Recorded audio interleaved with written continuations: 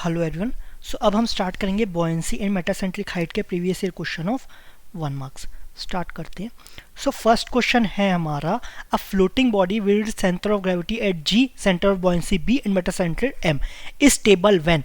Floating body इसका बात किया है, स्टेबल इक्विलिब्रियम बोला गया है। स्टेबल इक्विलिब्रियम मतलब बी इज अबव जी, क्यों है जी ले रहे, बी इज अबव जी। लेकिन ये कब होता है, ये आपका बी इज अबव जी किस में रहता है, जब ये फुल्ली समझ जाता है। लेकिन ये फ्लोटिंग है ना, तो फ्लोटिंग में बी को कौन रिप्लेस कर देगा, एम रिप्लेस कर देगा। सो एम अबव जी, सॉरी कैपिटल जी लिखना चाहिए, एन अबव जी। अब यहाँ पर देखना जी लाइज अबव बी, तो यहाँ पर तो एम का जिक्र भी नहीं है। यहाँ पर बी लाइज अबव, बी ऊपर है एम के, नहीं, बी लाइज बिलो एम। तो बी यहाँ पर बी और एम और जी की बात कर रहे हैं, लेकिन यहाँ पर बी की बात कर रहे हैं, तो यह गलत हो गया।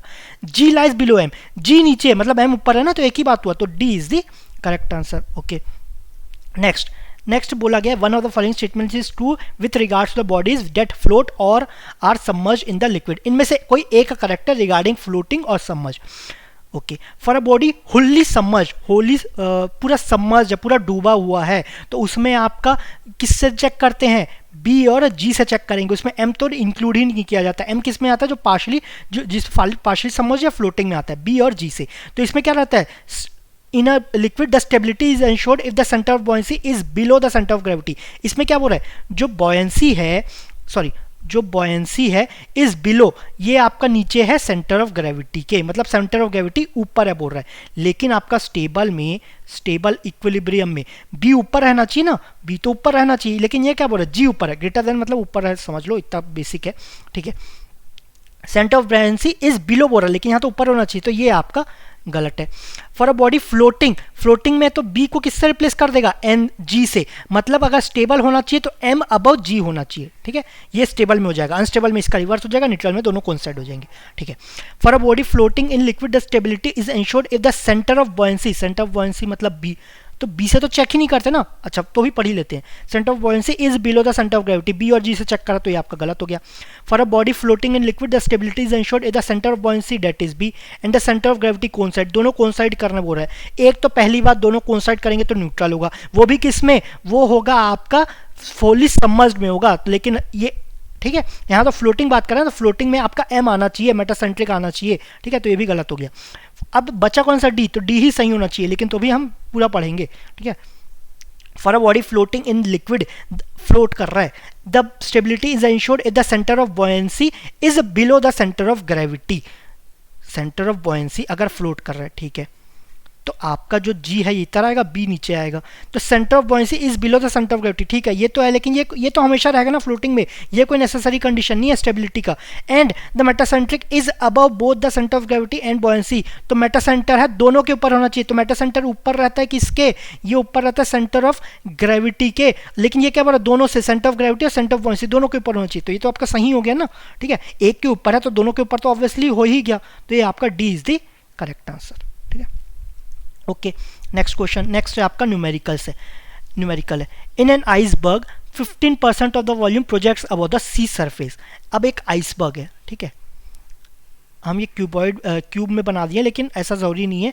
इसमें क्या बोला है, सपोज यहाँ तक सरफेस है, 15% है वो अबव सी सरफेस है, तो इसका वॉल्यूम क्या हो जाएगा 0.5 वी और इसका 0.85 वी। अगर टोटल वॉल्यूम है कैपिटल वी, तो जो डूबा हुआ है वो 0.85 हो जाएगा, डेट इज 85%, जो आपका जो ऊपर है पानी के ऊपर है वो 0.15 वी, जो कि आपका क्वेश्चन में दिया है 15% of the volume projects above the sea surface. Okay, if the specific weight of sea water is 10.5 kilo newton per metre cube, specific weight of sea water that is specific weight of sea water, ये कितना है 10.5 kilo newton per metre cube, ये आपका given है। आपको क्या पूछा गया है, specific weight of iceberg, specific weight of iceberg, ये आपका पूछा गया, ठीक है। अब इसको कैसे सॉल्व करेंगे, ये आपका फ्लोटिंग है, ठीक है, फ्लोट कर रहा है, तो इसमें कौन सा इक्वेशन आएगा, जो बॉयंसी है वो तो इक्वल रहेगा, जितना भी weight of the liquid displace कर रहा है वो इक्वल होगा, ठीक है, लेकिन वो तो बॉयंसी का आएगा ना, उससे हमें ये कैसे मिलेगा। तो इसमें दूसरा रिलेशन आपको बताया गया था कि आपका जितना भी वेट है, वेट ऑफ सब्सटेंस, यहाँ पर आइसबर्ग है, weight of iceberg is equal to buoyancy, वो बॉयंसी इक्वल होगा, लेकिन बॉयंसी किसके इक्वल है, ये वेट ऑफ फ्लूइड या liquid displaced, weight of fluid displaced, ठीक है, इस रिलेशन से सॉल्व होगा, इससे आपका सॉल्व होगा। तो वेट ऑफ आइसबर्ग कितना है, टोटल वॉल्यूम है v, ठीक है। वेट, आपका वेट क्या रहेगा, सपोज स्पेसिफिक वेट या weight density is equal to होता है कैपिटल W इंटू वी, तो कैपिटल W क्या हो जाएगा, स्मॉल w इंटू वी, ठीक है। तो वेट ऑफ आइसबर्ग क्या हो जाएगा, स्मॉल w कितना, आइसबर्ग का इंटू टोटल वॉल्यूम, ये आपका वेट ऑफ आइसबर्ग रहेगा, ठीक है। हमें क्या निकालना है, स्पेसिफिक वेट ऑफ आइसबर्ग निकालना है, हमें ये निकालना है ना।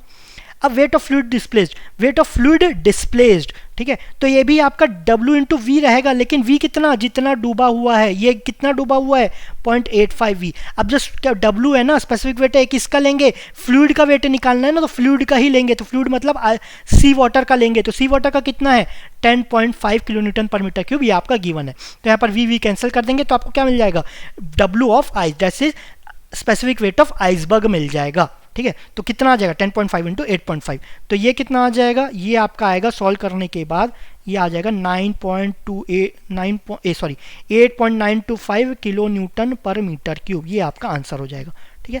तो अप्रोक्सीमेटली इक्वल हो जाएगा 8.93, तो ये आपका C is the correct answer, ठीक है। ओके, नेक्स्ट क्वेश्चन, नेक्स्ट आपका है for a body completely submerged in liquid, completely submerged कर रहा है, the centre of gravity, centre of buoyancy are known, ठीक है। The body is consider to be stable equilibrium if, stable में कब करेगा, बी पहले आ रहा है, तो बी इज अबव जी, यहाँ पर क्यू है ना, तो क्यू को इसको जी ऐसा लिख लेते हैं, ठीक है, कोई दोनों में कोई अंतर नहीं है, बी इज अबव जी, तभी आपका स्टेबल होगा, किसमें, आपका कंप्लीटली सबमर्ज्ड में, okay. B does not coincide with the centre of mass of the displaced fluid, इसमें तो कुछ बोला ही नहीं ना, जी के ऊपर आएगा कि नहीं, ठीक है, कुछ नहीं बोला है। G coincides with the centre of mass of the displaced fluid, यहाँ पर तो कोइंसाइड का बोल रहा है, यहाँ पर कोइंसाइड नहीं कर रहा है बोल रहा है, लेकिन हमें तो बी अबव जी चाहिए ना, तो बी लाइज बिलो जी, यहाँ तो बोल रहा है नीचे, तो ये भी गलत हो गया, ये 3 गलत हो गया, बचा क्या, तो यही सही होना चाहिए, बी लाइज अबव जी, तो ये आपका डी आपका सही हो गया, ठीक है।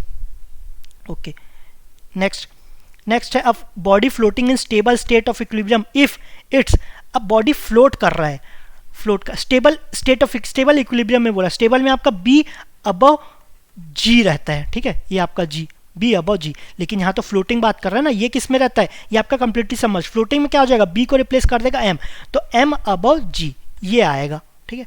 तो centre of gravity is below its centre of buoyancy, तो यहाँ तो मेटासेंट्रिक की कुछ बात ही नहीं है, तो ये आपका गलत हो गया, मेटासेंट्रिक लाइज बिलो, आगे देखना ही नहीं, नीचे बोल दिया देखना ही नहीं है, मेटासेंटर सबसे ऊपर रहता है आपका फ्लोटिंग में, ठीक है, तो ये भी आपका गलत हो गया, मेटासेंटर सबसे ऊपर किस में रहेगा, स्टेबल में, नॉर्मली स्टेबल का पूछा जाता है, तो ये भी गलत हो गया, मेटासेंटर कोइंसाइड्स आगे देखो ही मत, ठीक है, कोइंसाइड किसी के कोइंसाइड नहीं करता। नेक्स्ट बच्चा कौन सा, ये डी, तो डी ही सही होना चाहिए, metacentre lies above centre of gravity, तो यहाँ पर अबव सेंटर ऑफ ग्रेविटी के लाइक कर रहा है, तो D is the correct answer, ठीक है। ओके, सो इसमें इतने ही क्वेश्चन थे 1 मार्क्स के, नेक्स्ट वीडियोज़ में 2 मार्क्स के डिस्कस करेंगे। Thank you very much.